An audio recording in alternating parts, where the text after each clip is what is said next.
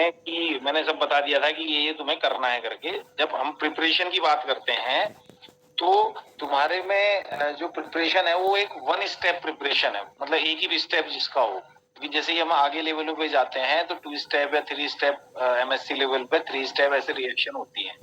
तो मैंने तुम्हें जो पहली थी, एक तो तुम्हें ये करना था, जो पहला ऑब्जेक्ट तुम्हारा था, पहला ऑब्जेक्ट था to prepare acetanilide from aniline. To prepare acetanilide from aniline, क्या करना था तुम्हें कि तुमने एनिलीन लिया, एनिलीन का एसिटाइलेशन कराया in the presence of glacial acetic acid and acetic anhydride के प्रेजेंस में। ठीक है, तो ये आपका बन गया NHCOCH3, this is anilide group. ठीक है, स्टेप है ये, तो एसिटाइलेशन हुआ, ये फर्स्ट स्टेप है, ये तुम्हें लिख लेना है। ठीक है, इसमें आपको क्या चाहिए, ग्लेशियल एसिटिक एसिड चाहिए, एनिलीन चाहिए और एसिटिक एनहाइड्राइड चाहिए। ये 3 चीज तुम्हें चाहिए, तीनों चाहिए 5 ml। और तुम्हें करना क्या है इसमें, ये कॉनिकल फ्लास्क में 5 ml एनिलीन लेना है और उसमें फिर जो है 5 ml glacial acetic acid add करना है और 5 ml एसिटिक एनहाइड्राइड भी उसी में ऐड करना है। देन उसको एयर कंडेंसर की मदद से 15 मिनट्स तक रिफ्लक्स करना है, उसको गर्म करना है। और जो ये अब हॉट मिक्सचर है उसको 200 ml आइस कोल्ड वाटर में कंटिन्यूअस स्टायरिंग के थ्रू आपको डालना है, जिससे कि एसिटेनिलाइड जल्दी से क्रिस्टलाइज हो जाता है। ठीक है, यही तो प्रोसेस है। तो इसमें आपको क्या चाहिए, एनिलीन चाहिए 5 ml, ग्लेशियल एसिटिक एसिड चाहिए 5 ml और एसिटिक एनहाइड्राइड चाहिए।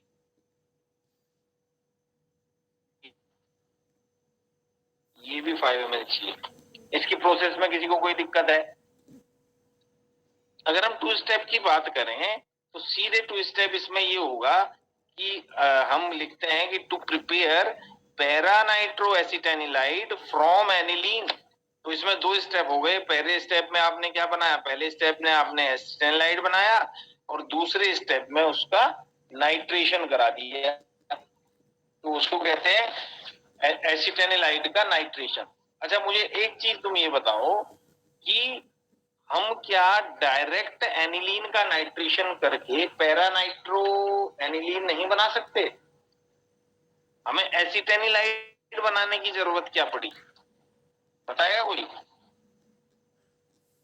पढ़ने वाला नहीं है।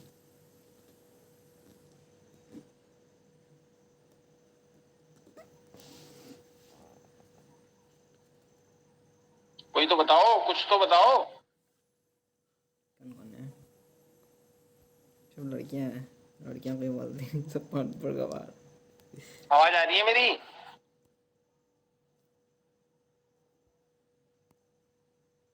हेलो? अरे वहां से रेस्पॉन्स तो दिया करो कि हाँ आ रही है, नहीं आ रही है, क्या हो रहा है? हाँ बताओ फिर। सर आ रही था, बताओ। नहीं बता सर। वो इसलिए नहीं है क्योंकि एनेलीन जो है ना, एनेलीन NH2 ग्रुप है। NH2 ग्रुप तो ऑर्थो पैरा डायरेक्टिंग है। सब इसका नाइट्रेशन करते हैं तो आपको ऑर्थो और पैरा दोनों प्रोडक्ट मिलेंगे, और जबकि इसका जो नाइट्रेशन है वो पूरा ही हो जाता है, ट्राई नाइट्रो एनिलीन मिल जाता है इसमें। तो इसमें स्टेरिक हिंड्रेंस करने के लिए ये क्या करा जाता है कि जो इसकी दोनों ऑर्थो पोजीशंस हैं उसको हिंडर्ड कर दिया जाता है, कि उस पे हमारा जो क्या है सब्स्टिट्यूशन, वो इन दोनों पोजीशन पे ना हो। इसलिए हम एक बल्कि ग्रुप इसके ऊपर लाते हैं, एनिलाइड ग्रुप लाते हैं, जिसके कारण से ऑर्थोपैरा डायरेक्टिंग ये भी है, और जिसके कारण से अब जो अटैक होगा वो कहाँ होगा, वो पैरा पोजीशन पे होगा, पैरा पोजीशन पे। इसलिए हम पहले एसिटाइनिलाइड बनाते हैं और एसिटाइनिलाइड बनाने के बाद फिर हम उसका नाइट्रेशन करते हैं। तो इसके लिए हमें क्या क्या चाहिए? तो हमारा अब ऑब्जेक्ट क्या हो जाएगा कि to prepare para nitro acetanilide from acetanilide. ठीक है, एक तो आप ये लिखोगे, एक दूसरा ऑब्जेक्ट तुम्हारा ये हो गया। ठीक है, इसके लिए जो रिएजेंट चाहिए उसके लिए आपको चाहिए एसिटाइनिलाइड। ये एसिटाइनिलाइड कौन सा एसिटाइनिलाइड है? जो आप लोगों ने यहाँ पे बनाया है। तभी इसकी यील्ड मैंने कहा था कि यहाँ यील्ड भी तुम लिखोगे और उसमें से तुम्हें यहाँ लेना है। यील्ड सपोज आपकी 5 ग्राम से ऊपर आती है तो एसिटाइनिलाइड तुम यहाँ 5 ग्राम ले लोगे, 5 ग्राम सॉलिड फॉर्म में रहता है। इसी के साथ आपको ग्लेशियल एसिटिक एसिड चाहिए, ये भी आपको 5 ml चाहिए। इसी के साथ नाइट्रेशन के लिए आपको नाइट्रिक एसिड चाहिए, ये चाहिए 2.2 ml। इसी के साथ कंसंट्रेटेड सल्फ्यूरिक एसिड चाहिए, सल्फ्यूरिक एसिड लगभग तुम्हें 10 ml के आसपास चाहिए। ठीक है, और आइस भी चाहिए तुम्हें। इधर भी जो जब आप ये मिक्सचर को सबको गर्म कर लेते हैं तो फिर क्रिस्टलाइजेशन के लिए आप आइस कोल्ड वाटर का यूज करते हैं, जिससे कि क्रिस्टलाइजेशन जो है हमारा वो आसानी से हो जाए। अब इसमें क्या करना है, इसमें इसका प्रोसेस क्या है? पहले जो है एसिटाइनिलाइड को ग्लेशियल एसिटिक एसिड में आपको डिसॉल्व करना है। मतलब एसिटिक एसिड आप डिसोल्यूशन के कारण ले रहे हैं। एक 100 ml का आप बीकर लेंगे, उसमें क्या करेंगे, उसमें एसिटाइनिलाइड प्लस एसिटिक एसिड लेंगे, एसिटाइनिलाइड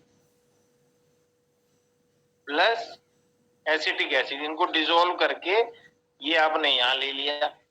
अब उसमें अगर जरूरी है, वैसे तो डिसॉल्व हो जाएगा, अगर क्लियर सॉल्यूशन नहीं बना है तो आप इसको हीट भी कर सकते हो, आपको हीट करना पड़ेगा और एक क्लियर सॉल्यूशन आपका मिल जाना चाहिए। अब इसमें आप सल्फ्यूरिक एसिड मिलाते हैं धीरे धीरे। अब इसमें मिलाना है 10 ml H2SO4, 10 ml H2SO4 इसके साथ स्टेरिंग करते करते मिलाना है, मतलब धीरे धीरे मिलाना है। अच्छा एक चीज बताओ कि अगर सपोज हमें पानी मतलब एसिड का डाइल्यूशन करना है तो हम कैसे करेंगे? सपोज मेरे पास कंसंट्रेटेड सल्फ्यूरिक एसिड है और मेरे पास पानी भी है, दोनों बीकर है, एक बीकर में पानी है, एक में सल्फ्यूरिक एसिड है। डाइल्यूट करना है, डाइल्यूट करने का मतलब हुआ कि उस सल्फ्यूरिक एसिड में पानी हमें मिलाना है ना, मतलब उसको डाइल्यूट करना है। सपोज वो 10% है तो हमें 5% बनाना है पानी से। तो क्या करोगे?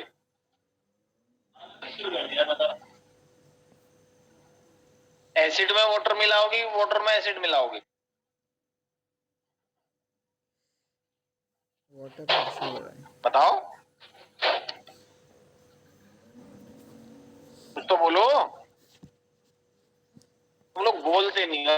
अरे जितना कुछ नहीं, गलत होगा, ज्यादा गलत ही तो होगा, उससे ज्यादा क्या होगा?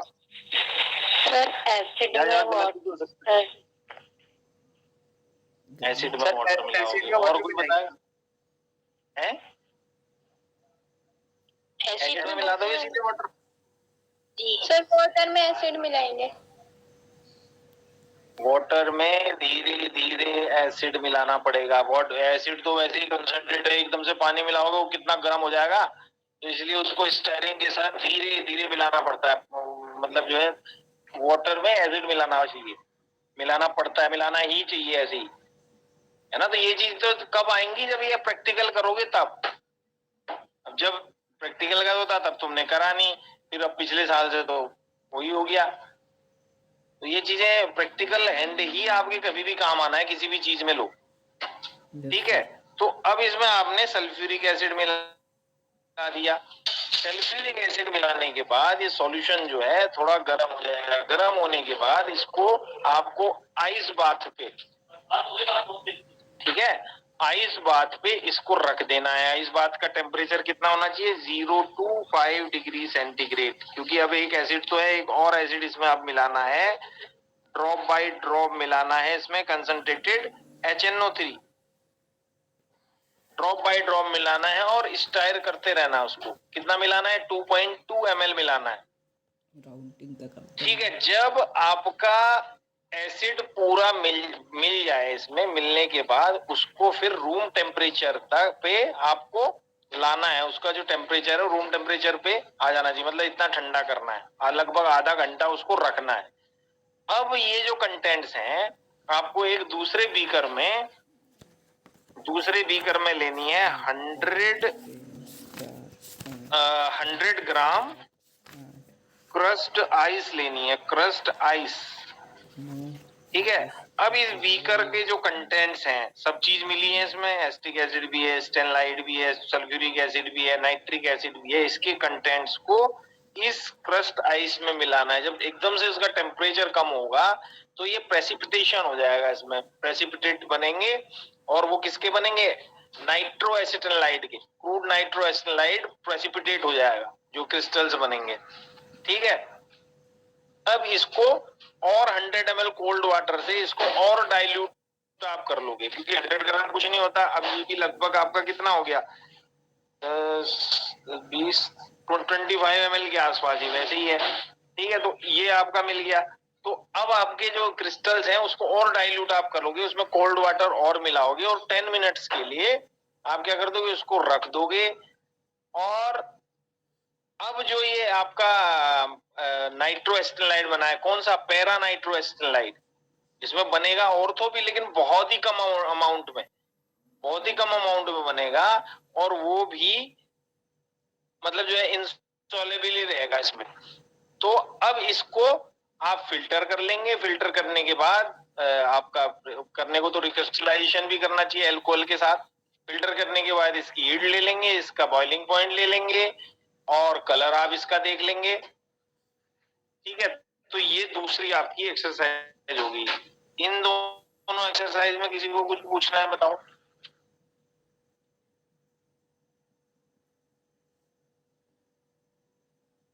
बोलो,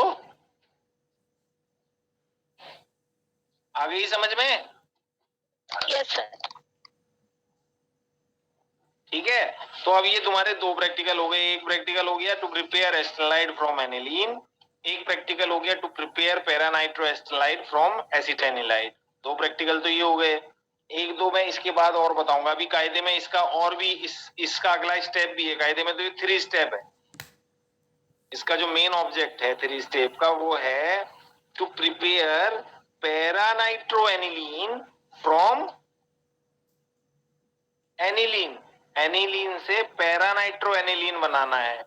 अब क्या करना पड़ेगा? अभी मैंने क्या बनाया है? पैरानाइट्रो एसिटाइनिलाइड बनाया है। इसके बाद हमें क्या करना है? इसका हाइड्रोलिसिस करना है। तो फिर दोबारा से एमिनो ग्रुप इसके ऊपर आ जाएगा, तो ये आपका पैरानाइट्रो एनिलीन बन जाएगा। उसको भी हम कराएंगे। तो अभी तुम ये दोनों की जो दोनों एक्सरसाइजेज हैं वो दोनों ही लिख लोगे।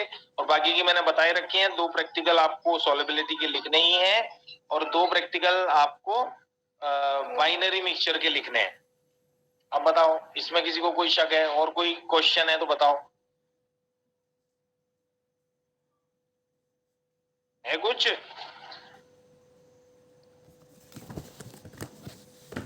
सॉल्युबिलिटी अविनाश सरकार, अब तो बता दिया अविनाश सब कुछ। अब क्या करोगे तुम आगे?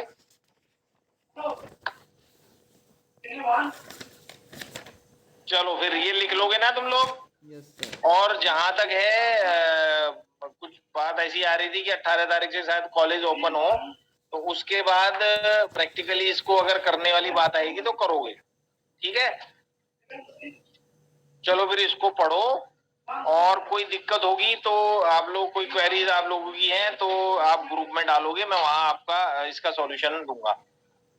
ठीक है, ओके सर।